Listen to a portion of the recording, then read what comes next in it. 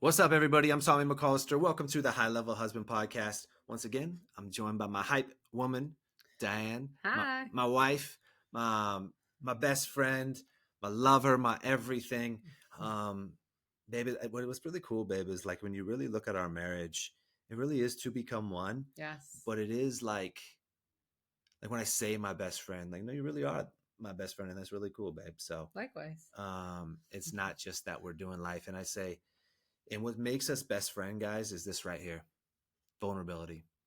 And sometimes I don't like that word because it makes you sound vulnerable. And Mm-hmm. the last thing that I think either of us are is like vulnerable for like defeat, or we're going to get Yeah. taken over. It's like the word surrender. Like surrender is like one of the biggest things you got to do in your faith. But I hate the word like to a certain extent because it makes you sound weak, vulnerable, and surrender, right?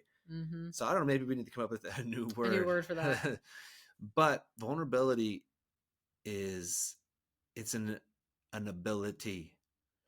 Because if you can use that ability that you have to be vulnerable, it's a superpower. And we're only best friends because of that. And guys, we didn't become best friends until years ago when I started opening up and Diane started opening up. And I was actually coaching on a call earlier today about this.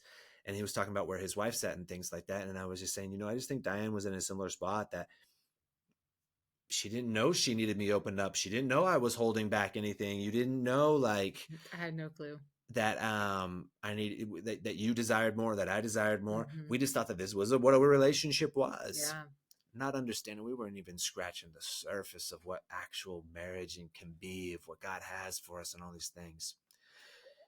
And it's wild what happens when we get open up. So we're going to share some stories, guys. One of the biggest things and the best ways we coach and why I know we get so much transformation is when we coach from a place of vulnerability, but we also coach from a place of just stories. And because God works in weird ways, he always gives us something that happens in our life or in our coaching over the weekend.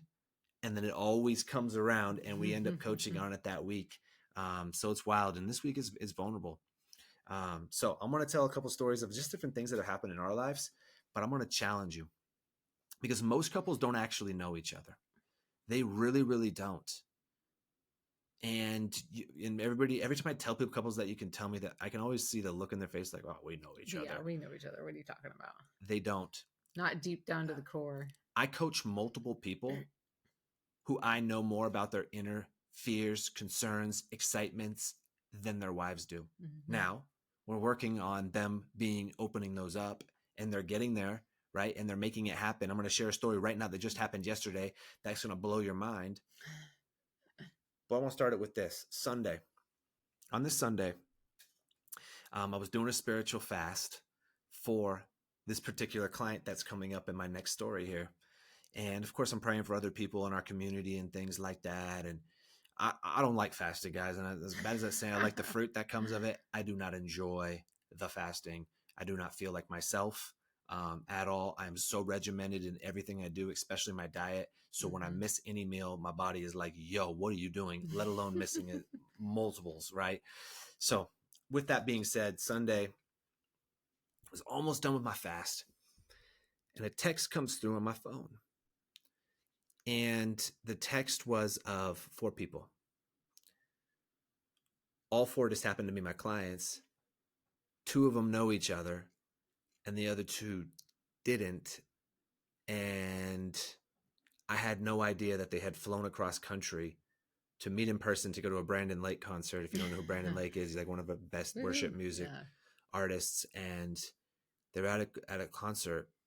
And the way it all came together, I had no idea that they were all meeting.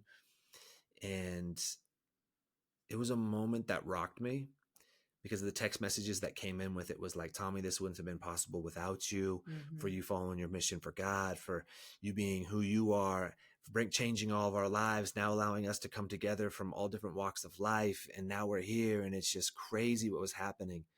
Well, in that moment, I don't cry ever. I think, Diane, how many times have you seen me cry? Maybe 3 or 4 at the very most. And that's like when somebody died. And that's in 20-something years. And that was like when I was a drug addict years ago and I was having an emotional moment. Yeah, somebody died, yeah. And this text comes through and it just hits me. I think because of the spiritual fast, because of different things, because I put so much pressure on myself. And also last week, I'd been really praying to God to like show me how to let you love me. And like, I'm deep with my faith. Like, this is my whole life. Yes. But that's just me getting real. It's like, God, I'm just like, I need to let you just love me. And that's me struggling because I have a real father who doesn't really, he loves me, but he doesn't accept me. He doesn't like what I do for a living. He's been a hard father to have. Mm-hmm. And so I think that with God, sometimes I don't let him love me. Like I need to earn his love, which isn't a part of that. Right. And so, anyways, this text message comes through and it hits my heart. And tears start welling up in my eyes. Be like, man, 4.5 years ago, I was a completely different person. 4.5 years later, I'm coaching some of the most successful people out right now. And it's wild of what's happening. And in that moment, my heart, I let God in to really, really, really love on me. And he was just saying how proud he is of me. Mm. And I went downstairs and I walked in the kitchen. So I had tears in my eyes. And I don't know if He just came in and loved on me and gave me a hug. And I was like, are you okay? Because this is odd to see him crying because he doesn't ever have tears. right. And, or have moments like that. Yeah. Right. And not because I'm like closed off and not human. Like I really No. have, I Yeah. share all Yeah. my feelings. It was just in that moment. And then I just hugged her and just held her and she held me. And I told her, I showed her the text messages and told her my feelings of like why this matters the most to me. And I just got vulnerable where I feel like, man, babe, I just put so much pressure on myself to always be the best that even when I have the best coaching call like ever, a lot of times I get off it and I go, man, I could have done better. Right. I could have done better. Judging yourself too Putting much. a lot of pressure on myself because I just want to like be the best. Not for any like recognition, because these people trust me with their lives and I just want to over deliver. And so I put a lot of pressure on myself. Well, so I share all that with her of like how much this pressures have things and all these things. And she knows a lot of that, but just to see me in the vulnerable was huge. Well, so the next day we're doing a piece of content. We do a piece of content on being vulnerable and whatnot. And we end up recording it and literally moments later, we have a text message that comes through. So we keep our one-on-one clients to get voice messaging and text support with us. And it comes through and I see this message and it's on literally the exact topic that a video I was editing at that time. And it was wild. It wasn't like I had just got on a coaching call, told this guy to go do this, and then it came through. Like, no, it's part of our coaching. And he's been with us for 6-7 weeks. And he's been growing and their marriage is getting a lot better, but they've still got a lot of big hurdles to get over with. And what ended up happening was he ended up getting vulnerable with his wife and sharing some really hard things. Sharing things that he'd been holding on to for about 6-7 years. And he just let it out. Here's a tough guy, believe me. He's a professional fighter. So it just shows you like he's headline cards at Madison Square Garden and things like that. So this is a dude who's like not afraid of being in front of people and doing hard things. So here is something that's crazy. So for him to not get vulnerable and open up. So he does, and they have a 2-hour conversation over this. It's an amazing conversation. He voice messages me and he's like, dude, I'm like going to start like tearing up on this call because I just can't believe what just happened and all this other stuff. And he had to face these fears. It's easier for him to fight in front of millions of people than it is to just open up about his feelings. Well, after that call, after we, he tells us this, his wife, they had this amazing conversation. Well, later in the day, she sends him some text messages. And I'm going to read you a glimpse of one of them. It won't give away too much of things like this because obviously client confidentiality, but it's just going to give you a glimpse of what she was feeling. It says, I'm waiting for all of this to settle within me before I speak on it. But that was huge for me. It made me view you as a human with hurt inside of you rather than someone who's cold and turned off. I only feel empathy for you right now. And I wish I could save you. Thing is, she can. Mm-hmm. The message goes on for like 10 times longer than that. It just gets really personal, so I'm not going to read it. But she said, I see you as human and that you have real emotions and then you're not cold. Because so many men go out and just take territory at work, make the money, come home, don't open up. How was your day? Well, it was good. Mm-hmm. And then what do they do also? Then they want some sex. So the wives see the husbands as this dude who's just what cares about making money, not realizing really why he's actually making that money. Number Right. two, they see he comes home and he doesn't just share like everything's good with this guy. It must be because he just says everything's good. Right. Good day. Like a robot, Ah, just not too going through the bad. motions, Pretty you good know? day, busy day, normal stuff. Robot, like you Yeah, said. going through the motions. And then lastly, they want sex. So they see him as grinder for money, worldly stuff, no emotions, and this dude just wants to have sex with me. Right? Doing all the other stuff. This guy's a good dude, good dad, good provider, Mm-hmm. doesn't yell, do anything like that. But she's like wanting something from him. Like, tell me, I need to know you. They know each other too. They know when the bills come out. They know what their schedules and routines are. They know what they've been through in their past. They don't really know what they're feeling. Mm-hmm. And I'm going to call BS if any of you guys say that you do, because most people don't. Very few. And so here's the thing on this. If your wife can see that you're real, that you got real emotions, that you're not just this dude there, they'll see those things differently. Well, why do you work all the time? Well, I'll be honest with you. I'll tell you guys why I work all the time, and I know it's for a lot of people. Why I work so many hours. It's because I have a significance idol. I need to show my worth. I need to show that I am somebody. I have all the fruit. I have a 10 out of 10 marriage. I have a decent sized bank account. I have two amazing kids, right? Like I have a giant social media following. I do what I do for a living. That's a purpose that I get so much enjoyment out of. I get insane transformations from my clients, but I still need more because I'm trying to prove to people that everybody out there that Tommy is worth something. Because guess what? I wasn't for the first 39 years of my life because I wasn't the guy who was worth anything because I didn't have the fruit to show it. Sure, I had a good marriage. Sure, I was a good dad. Sure, I had some money. But I'm talking about the things that really mattered, that I had as a man of character, that I followed God with passion and really on fire for him, that I was leading a woman who would now find that for the same things. Yes. I wasn't worth anything before that. Why would I? Because I went and made money? Because I didn't yell at my wife? You're not a good husband if you make money and you don't yell at your wife. That's called being an adult, and that's called being an average person. That's what we all should do. Yeah. Being a great person means you're doing above and beyond. And one of that's being vulnerable, right? So nobody talks about a baseball player who hits 250. That's average, right? A great baseball player hits 333, right? They talk greatness. But just because you're in the big leagues doesn't mean you're great, right? Same thing in marriage. Because your marriage doesn't mean you're a great husband because you make money and you don't yell at your wife. That's right. Cool. Like that's average Joe. Mm-hmm.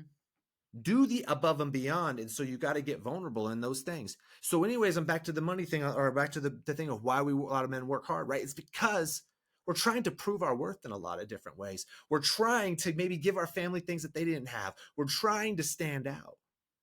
Now that's going away in a lot of ways for me, but it's still there. It's still there. I'm not lying. That's me being vulnerable. Yeah. And here's the thing.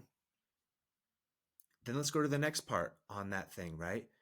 I come home though and open up, but before I didn't for years. She had no idea that I was struggling with certain thoughts. She had no idea that I was really, really unfulfilled. She knew I wasn't killing it, like, and I was super happy. But I had no idea where you really were. Right. But I didn't know where she was. She didn't know where she was. Yeah.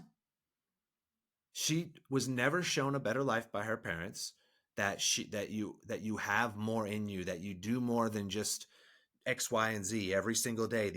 Not the bare minimum, but the average life. Right. Right. And so she didn't know she was meant for more. She didn't have a relationship with God. She didn't know he created her for a purpose. Now she tells me all these things. She didn't tell me any of that before. I don't know. Yeah. I don't know. Yeah. One word answers, or I don't know. I guess I never really thought about it.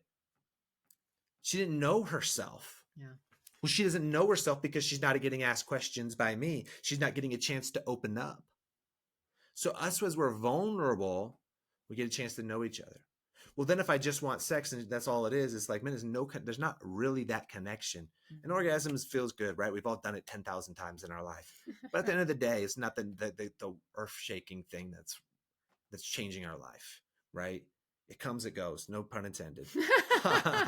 um, but let's look at it now. Because of vulnerability, we have the most amazing connection. We've said this before. The most time we're having sex is usually after a vulnerable conversation, like a just or not isn't necessarily vulnerable. Because now it's not even vulnerable; it's just a conversation. It's just we're Yeah. just so Yeah. open. It's just always vulnerable because that's just the way it is. We just don't have But that filter on it. yeah. It's just like, yeah, this is what I'm feeling. Yeah. No, me too. Blah blah blah. Okay, cool. And this is what I'm thinking. This is what I'm excited about. Hey, I think we need to do this. It's like, and so that's when we always have the most amazing sex after it. Or we do a podcast or we do a coaching call that's on fire. Then like that's when it is, because those are what gets it going, because we're just being authentically us. Mm-hmm. That's what has amazing intimacy. That's when your spouse wants to come back for more, because at the end of the day, an orgasm ain't what's keeping them come back. They can get that anytime. One, by themselves, they shouldn't be doing that, but they can. True. And two, it's like it's got to draw you in, right? Like it's got to make it better than like, and it's got to be that emotional connection. Now, if you go backwards, when you come, I cannot wait. When I get off a call, she always goes, "Tell me about the call." I don't go, "Oh, it was a good call." And that's it. No, I'm like, "Oh, Never. break this thing down." Then she's like Yeah. asking me things. Then I tell her things on top of it. We go back and forth a bunch, and boom. And then it's like, here's where I'm at because of my purpose, and here's where those things are. And I was just telling her earlier today, I'd love for you to jump in on like a vulnerable thing that you shared earlier today. Oh, about the Well, you were watching the videos. Oh yeah. So I was watching one of our videos that he created, and I hadn't watched it yet. It was for one of our courses. Well, it was multiple videos. Multiple courses. Yeah, it was multiple videos. There was like 8 yeah. new lessons I added to one of our digital courses. Yeah, and I was like in an awe moment of like, I was so proud of him, and it was so amazing to see him like in his true purpose, and it caught me, and I just had a vulnerable moment. I had some tears coming down, and instead of just trying to hide it and cover my face and look the other direction, I just let him know, like, gosh, I'm just so proud of you. And it was so cool to see him like in his element in that, and just told him how amazing he was. And that's me getting vulnerable in that moment. Yeah, it was cool because it made me feel good. She could have just watched it and been like, "Oh, that was really good," and stopped. Right. She took it to the next level and was like, "Babe, that was so good." She's like, and I'm just in what she said, she was like, "I'm just in awe of like how amazing you are, like just how you like," and she had like written down like a bunch of notes lines that I had said. She's like, "That's so good," like da da da. And she's like, "It just blows my mind you're capable of doing what you're able to do." Yeah. And she just went in and shared like deeper and deeper conversation about that. And then all of a sudden the tears started welling up, and believe me when I say that, like it's not like she's this chick who just cries all the time. No, I'm actually not that much of an emotional person anymore. She's not. And so something has to really catch me. So that was powerful for me to see that. But then she got deeper, because she could have just said, "Oh, I listened to the videos. I thought they were really, really good done. Really good job done. Great job, babe." And then went on her day. Is that getting vulnerable? Is that getting deeper? Is that making us have a different connection? Well, then when she says that, I'm sitting there and I say, "Thank you, babe." I go,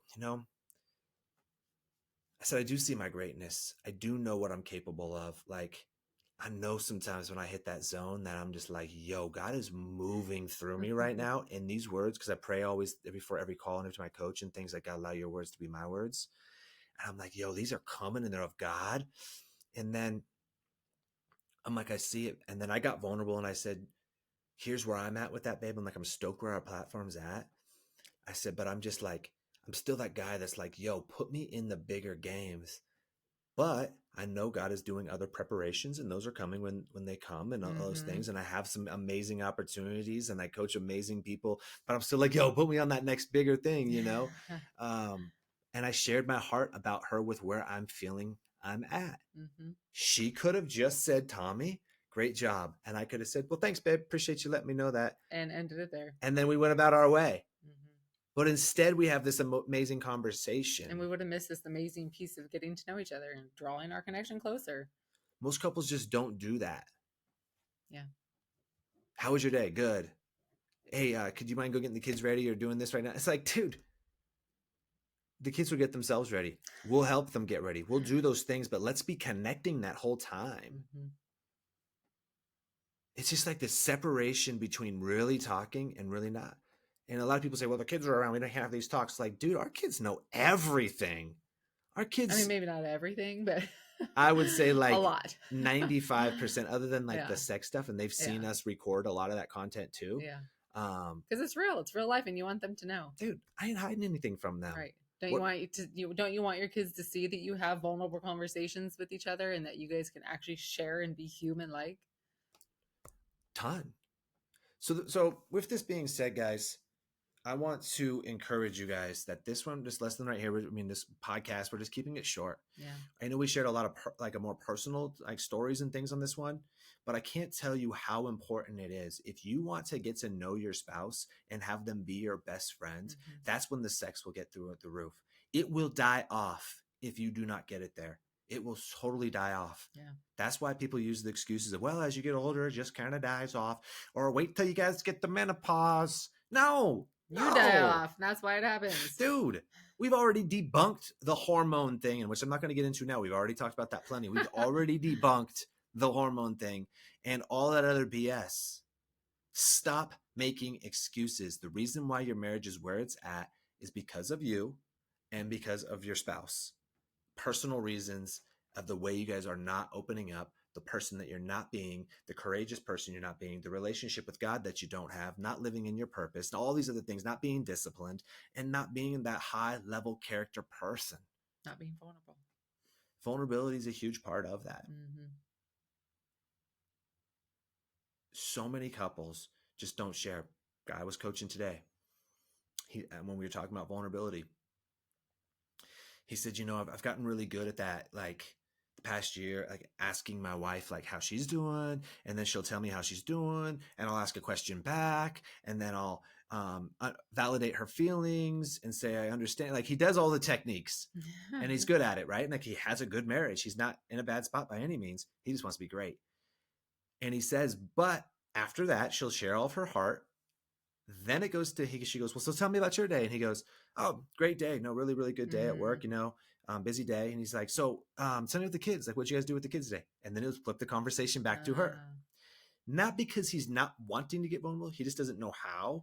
But then also too, he just doesn't do it because he was, I guess, he says, man, I just don't want them to think about certain things about me in certain ways or whatnot, or I guess I just, was wanted to make sure it was more about them, but it is about us, not just them, because the Bible says to become one.